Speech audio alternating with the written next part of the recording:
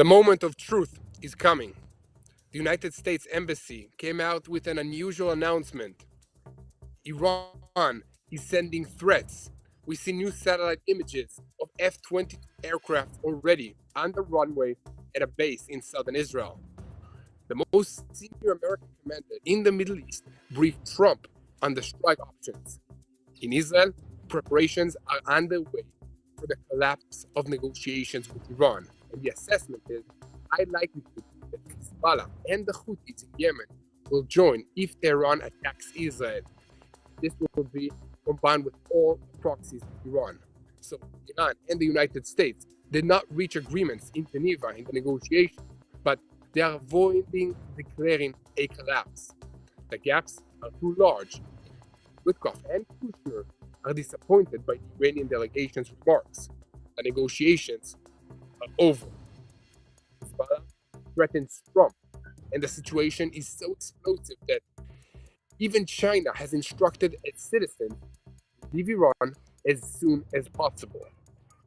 Is an American attack much closer than an agreement? And is it possible that it will be carried out already in the coming hours during this day? I'm Yair Pinto, and this is your Boots on the Ground live report, bringing you all the truth about what's happening in Israel and in this region. And at these moments, we are reporting to you a few, can be minutes, can be hours, before a possible strike against Iran. So I'm here reporting on what's happening right now. Look, the talks between the United States and Iran in Geneva ended without agreements, while the world waits to see whether the sides will be willing to discuss an interim framework or a compromise. The option of direct war is possible at any moment. The United States Embassy in Israel recommends that non-essential employees leave the country immediately, and the aircraft carrier, the Gerald Ford, is arriving in the Israel area.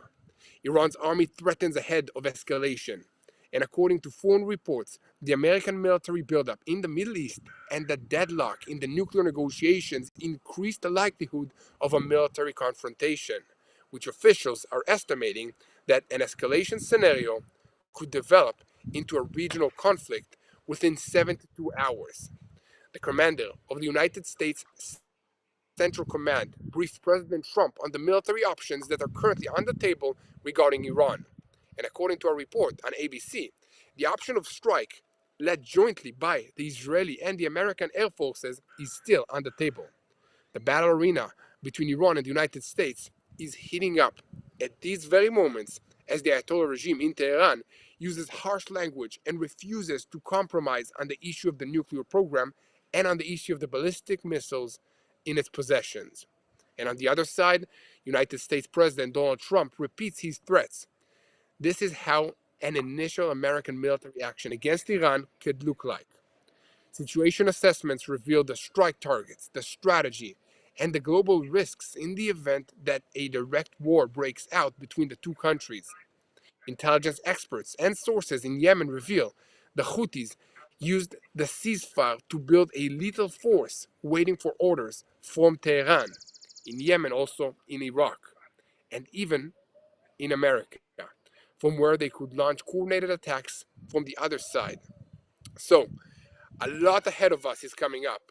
We need to dive into the details.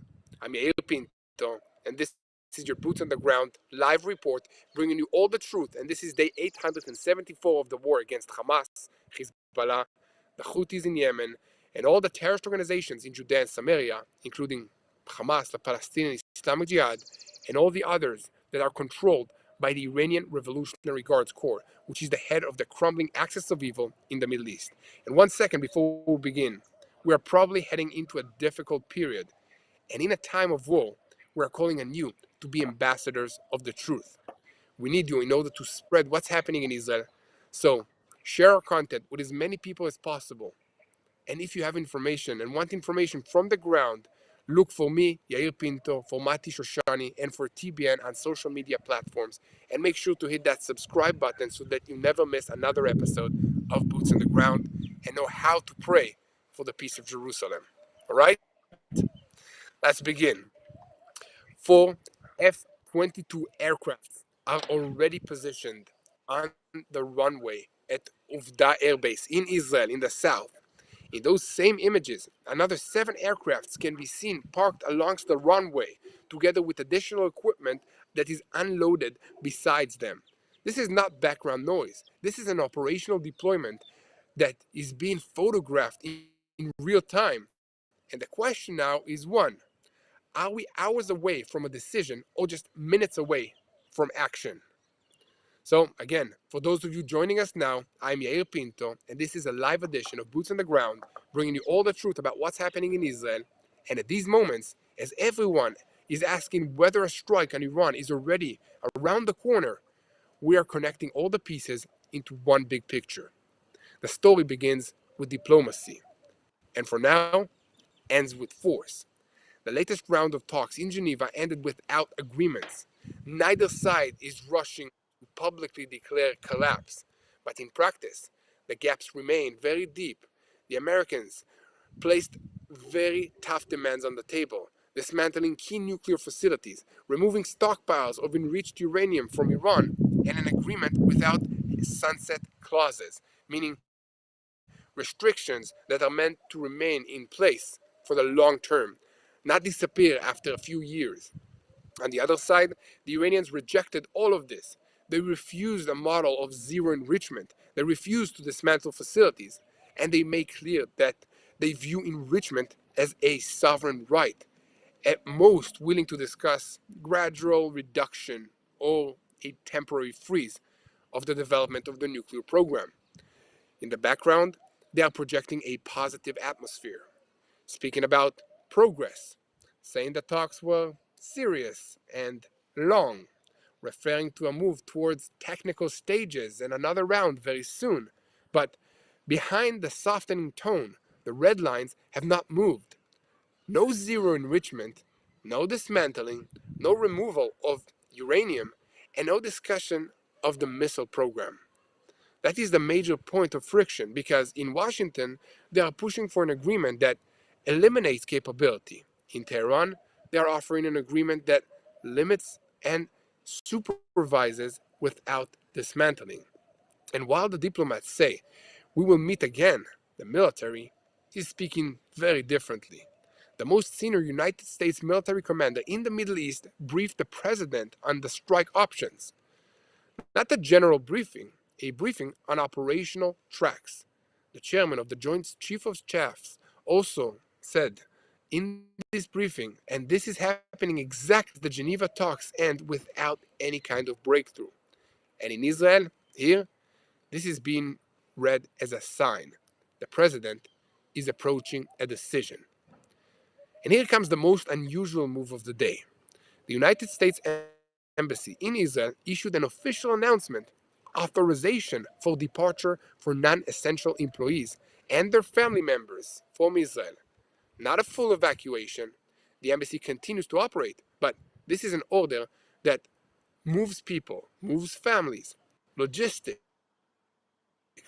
In an addition, there was also a mention of possible travel restrictions for employees and for families, including sensitive arenas, and a recommendation for citizens to consider leaving while commercial flights are still available. And at the same time, the United States ambassador in Israel warned employees that anyone who wants to leave should do so today. He wrote, do not panic, but plan early, not late. That line sounds bureaucratic, but on the ground it sounds like a clock is beginning to tick. Now, to the deployment itself. The aircraft carrier Ford is moving closer to the region, and there are reports that it is making its way to the coast of Israel with preparations that would allow it to position itself in the event of a strike. And in the air numbers, underground, you have preparing. In the deployment map, you have additional concentration of refueling aircrafts in Israel that has been documented just in recent hours. There are reports of several KC 46 aircrafts making their way to the Ben Gurion International Airport in Israel, and there are also mention of 4 additional Pegasus refuelers en route. Refueling aircrafts are not decoration, they are the oxygen for a long range operation. And at the same time, the fighter jets are arriving. There's documentation of a wave of dozens of aircrafts, including F-22, F-15E, and F-35A, that landed at a base in the United Kingdom and are expected to continue from there to final destinations. And on the ground in Israel, the images speak. A Chinese satellite company published high-resolution satellite images. 11 F-22 aircrafts deployed at the Uvda Air Base in recent days. In newer documentations, 4 F-22s can already be seen on the runway, parked on the runway. Alongside that, an image of a C-17 transport aircraft, which according to the reports, unloaded equipment at the base. There's also mention of what appears to be a Patriot battery nearby. And the deployment does not end in Israel. There are images showing that at the El Ubeida Air Base in Qatar, no American refueling aircrafts remain, while many of them were observed in Israel. So according to these same images, transport aircrafts and helicopters did remain there. There is additional documentation from Crete with refueling aircrafts, reconnaissance and surveillance aircrafts, and fighter jets. And there is also documentation from the bomber island Diego Garcia in the Indian Ocean about 14 American aircrafts of various types, including P-8 aircrafts, a platform designed for maritime patrol, intelligence collection, anti-submarine warfare, and anti-ship warfare. When all these stations light up together, this is a picture of a regional envelope, not just an exercise. So the Iranians, for their part, are projecting readiness and issuing threats. The Iranian army spokesperson says that they are tracking every movement and that American threats are verbal theatrics. Basically, nothing for real. Then he also moves to the harder line. In the event of confrontation, American soldiers and equipment will be destroyed, according to him. And at the same time, there is also a threat from Hezbollah in Iraq, speaking about preparations for a war of attrition and heavy losses if the United States ignites the region. And in Israel, the assessments are already shifting from the stage of what will happen in Iran to what will happen here in Israel. So consultations are taking place at the political and also at the security levels. And the assessment that appears again and again is that the gaps are unbridgeable. And that even if there is a display of optimism, the negotiations may collapse. And there is another assessment that keeps returning. If Iran attacks Israel, the likelihood that Hezbollah and also the Houthis in Yemen will join is actually very high now. Even if Hezbollah today is not what it once was before, in a struggle that framed as Axis versus Axis, there is an understanding that it will find it very difficult to stand aside and not join the Iranian masters. So here it must be said carefully. There is a gap between declarations and what is actually signed. There is talk of continuing the discussions. There are also reports of an Omani mediator moving towards Washington to keep the process alive. There are even messages about a possible Iranian draft that would provide a pause in enrichment for several years. Then, minimal enrichment levels and intensive monitoring in order to allow the American president to present an achievement. But at the same time, the military is already on the lines, and the behavior on the ground is ready if it falls apart completely. And this connects to another point. Within the United States, there is political pressure. A senior leader in the Senate is demanding answers and transparency regarding the objective and speaking about the threshold of another confrontation in the Middle East. There are reports of public hesitation about a new military entanglement, and therefore the way to this is opening up. And it matters. So even within the American system, there is discussion of a scenario in which Israel acts first. There is an Iranian response, and then it becomes easier to rally the American support for involvement. And alongside this, the possibility of a joint action is still being examined. And in the meantime, another sign appears that raises a red flag. China has instructed its citizens to leave Iran as soon as possible. So when a global power issues such an announcement, it is not an opinion piece. It is a hint of concern over immediate deterioration. So, where do we stand right now? Let me know what you think in the comments. But on one side, talks without agreements. This is what we see. Principled gaps and messages that are trying to keep the door open. And on the other side, an unusual deployment. Unusual in its scale. Runways with F-22S fighter planes at a base in southern Israel. Refueling concentrated of refueling planes here in this region, especially in Israel also. An aircraft carrier that is approaching. And a briefing to the president on the strike options that he has. And in the background, we hear Iranian threats and warnings from proxies like Hezbollah, Hamas, the Houthis, that are preparing the ground for a war of attrition. So the bottom line is clear. When diplomacy weakens and force lines up on the runways, any mistake can turn into the moment that ignites this region. And we will continue to follow it here, minute by minute, because what happens next could begin without warning. And then there will be no way back. So, 1 second before we continue, I want to call on you to keep spreading the truth. Share this content with as many people as possible. And most importantly, make sure to hit the subscribe button and follow us. We invite you to take part in something real, something that is rooted in the land and in the hearts. I'm talking about the Rebuild Israel campaign. We're continuing it. We're bringing life back to Israel's north, along Israel's northern border, and area that is marked by war, by displacement, and by loss. We are planting an apple orchard, not as a symbol for a single moment, but as part of a long-term commitment to rebuild what was damaged. This orchard is more than just agriculture. It creates jobs for local families. It helps communities return and rebuild. And it sends a clear message to the people of Israel. You are not alone. When you donate, you are not just giving, you are rebuilding. So your support puts trees on the ground, restores livelihoods, and transforms land that was scarred by war into a land that grows again. This is how renewal takes root. This is how Israel rebuilds after war.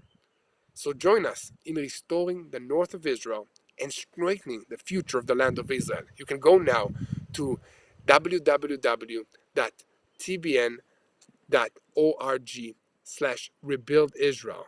Again, that's tbn.org/rebuild Israel, or call 800-804-7895. Rebuild the land, restore hope, bless the future. Thank you so much. And now, let's understand what's going to happen in the event of a strike. So imagine this. Fighter jets take off one after the other from the deck of the Gerald Ford in the Mediterranean Sea. And at the same time, the Abraham Lincoln in the Arabian Gulf launches another wave of attacks. In the skies over Iran, radars are activated and air defenses batteries move to full alert. This is the moment when the threat turns into action. The question now is sharp. Is this a limited strike meant to send a message, or the opening of a broad regional campaign? The commander of the United States Central Command has already briefed President Trump on the options. On the table is also the possibility of a joint leadership, the United States Air Force together with the Israeli Air Force. Trump set a red line of 15 days. He spoke about bad things if no agreement is reached. And in Tehran, they refused to compromise on the uranium enrichment and on the ballistic missile project. From here, the scenarios split. The first scenario, a limited strike, a move lasting several days. The goal, to improve negotiating leverage and weaken specific capabilities. The first targets would be nuclear sites that were previously hit and restored through engineering work. Alongside them, factories and production sites that support the nuclear project. And at the same time, strikes on ballistic missile launchers, mobile and fixed warehouses, production sites, and air defenses batteries with radars deployed in recent months. Drone and UAV factories and weapons depots would also enter the target bank. And in the opening phase, according to the operational logic that is described, the air defenses will be eliminated. Within a day or two, systems capable of hitting American and Israeli aircrafts would be struck. That would open the skies for a deeper wave. The aircraft carriers would enable a continuous sequence of strikes.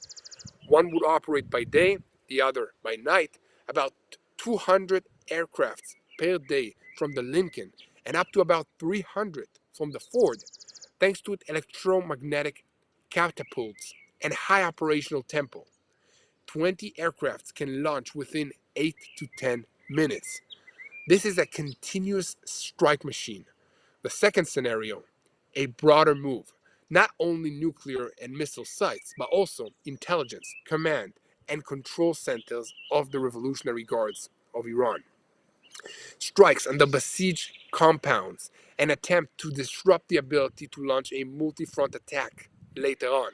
It is possible that senior figures at the security and the military level will also enter the crosshairs if political approval is given.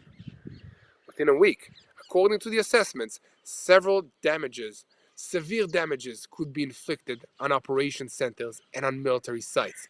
But the other side is preparing as well. The assessment is that Iran would act according to a multi-front concept.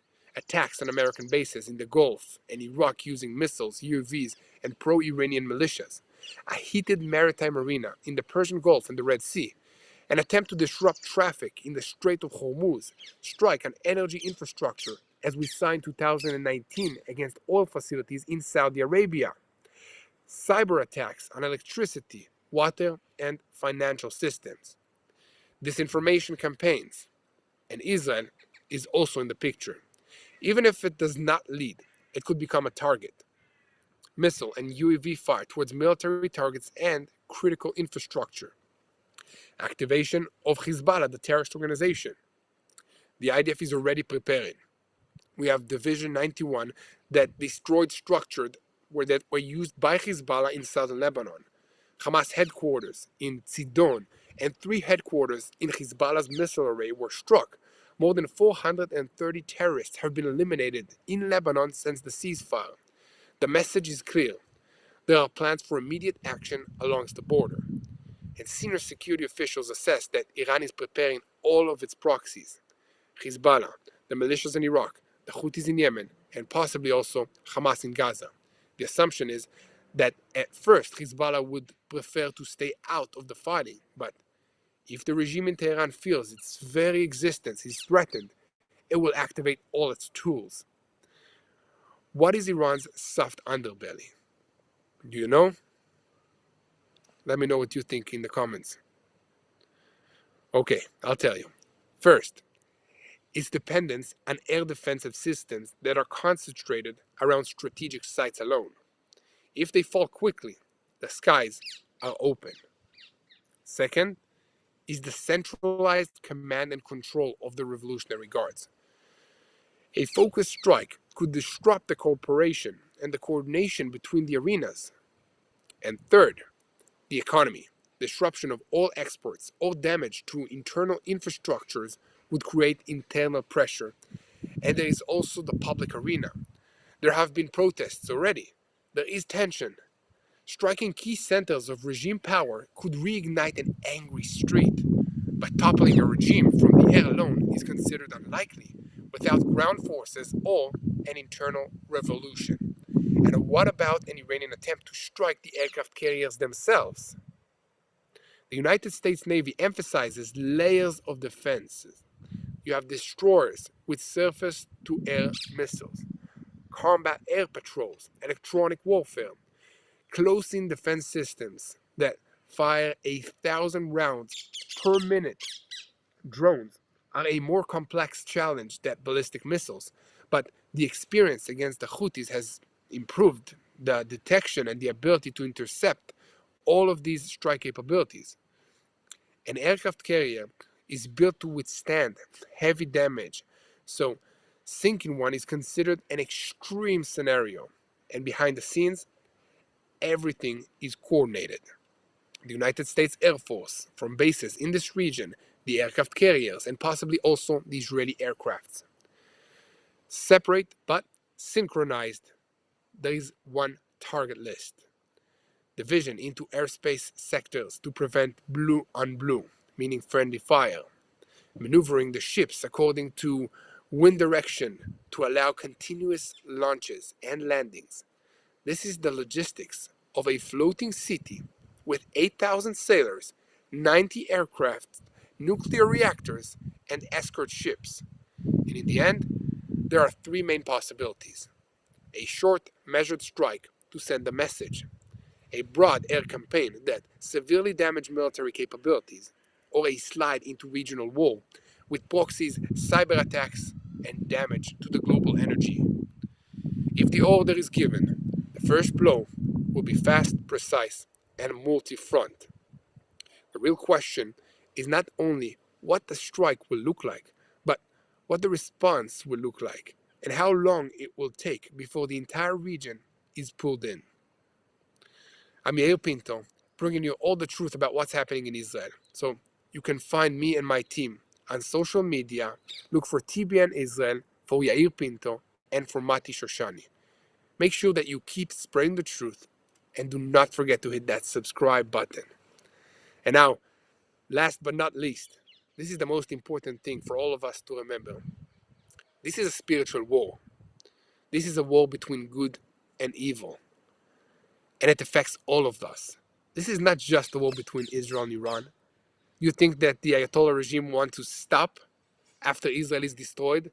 No, they want to attack the West. They want to attack our way of life. They call Israel the small Satan. And you know who they call the big Satan? The United States of America. This is an attack against all of us. This is a spiritual war. And the only way that I know how to fight a spiritual war is by praying. So let's unite in prayer. Let's pray for wisdom to our leaders to make the right decisions. Let's pray for all the sailors, all the pilots, all the allies, all the soldiers that are on high alert now, preparing for whatever comes next, if it's on defense or on offense. Let's pray for God to guide them and to give them peace. Let's pray for family members back at home that worry for them. Let's pray for our enemies. I know it's hard, but let's not pray for them to succeed in this war. Let's pray for them to have a change of heart and to start feeling God's love for Israel, for all the people around the world. Let's pray for the peace of Jerusalem. I would like to wish all of you Shabbat Shalom from here in Israel, and may God protect you, your family, and give wisdom to our leaders. Thank you very much.